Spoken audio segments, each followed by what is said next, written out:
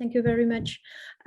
So it's time to finish a general discussion. I would like to say thank you again to Lisa Herzog and Professor Uno for your very insightful presentation and comments. I also, of course, say thanks to Thomas Piketty. And we all have a very stimulating discussion. I would like to thank also the audience for all the interesting questions. Unfortunately, we didn't have time to answer all the questions, so we are sorry for the answered question. But the video of the conference will be available on the DIG channel, so please connect to the DIG YouTube channel and you can follow up on this conference. So now I would like to give the floor to Franz Waldenberger for the concluding remarks. So Franz Waldenberger is director of the German Institute for Japanese Studies. He is on leave from Munich University, where he holds a professorship for Japanese economy. His research focuses on the Japanese economy, corporate governance, and the digital transformation. He has extensively published on digitalization from a comparative approach. So thank you very much. And please, Franz Waldenberger, the floor is yours. Well, thank you very much, Adrienne and Jill. You already thanked everybody. I would just say that I was also very much impressed by today's presentations and discussions, and thank you very much. Thank you everybody also for the questions that were put in the Q&A section. I think it's almost impossible to do full justice with a closing remark to such an event. I think, well, the question of inequality or equality is certainly at the core of the topic of our conference, of our three-day conference about the future of liberalism. The question of how much inequality societies can tolerate is very fundamental. It has many dimensions, as we learned. Income and wealth are probably the most fundamental, because economic power can easily gain, I think Lisa, you also just mentioned it, that easily gain political influence and even have power over knowledge production, which will lead to other inequalities in the system. So it's certainly a core issue when thinking about the future of liberalism. And Thomas Piketty's historical research shows that societies have made choices, actually choices which influence the trends of inequality and including the trend towards equality between 1920 and 1980. And it's important to know this, and it's also important to remember that since maybe the 1970s, such choices had been reversed in Europe and the US. So the policy implications by Thomas Piketty, which he derives from his empirical findings, like his proposal for participatory socialism, are not less, but equally intriguing and of course also stimulating and controversial. The discussants, I think, both Shigeki and Lisa pointed out important additional aspects.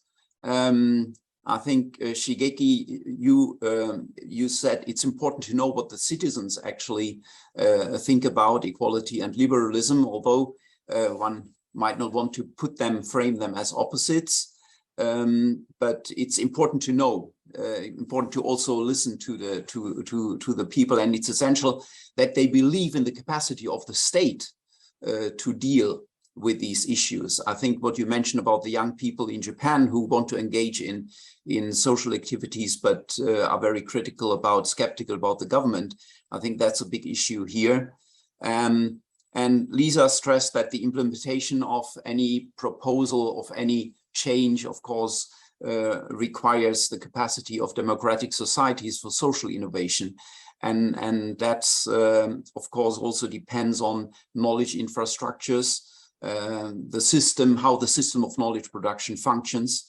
And all that, in the end, you also mentioned it in your last comment, requires that citizens have the time and energy to really engage in change, to not only want it, but also to be able to participate in bringing it about. So it's not my intention to add, I would have lots of questions and further comments, but instead I would like to draw the attention of everybody to our further program. We will continue to discuss the future of liberalism in 5 further sessions tomorrow and the day after. Tomorrow we'll look at various concepts of liberalism, their historic roots and their geographic distribution.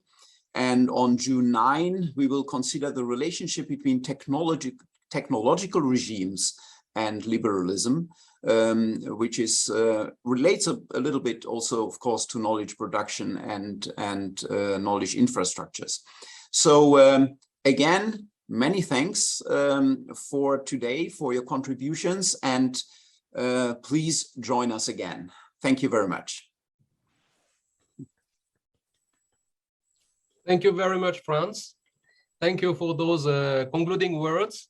I will just add about tomorrow, the 3 panels will be moderated by Adrienne and I, but the next day is yours with Sébastien Le Chevalier from the Maison franco-japonaise for the last 2 panels on technology and capitalism, technology and digitalization. Tomorrow we will be discussing concepts, theories, and current debates in liberalism and its different forms, and in neoliberalisms. We start at 3 p.m. Japan time, and since we chose the schedule in order to have our colleagues from Europe be able to attend, in Europe it will be from 8 a.m. I want to say again thank you. He's already gone, but thank you to Thomas, who kindly answered my invitation. And thank you to all the institutions that organized that. And I will finish on a conceptual note.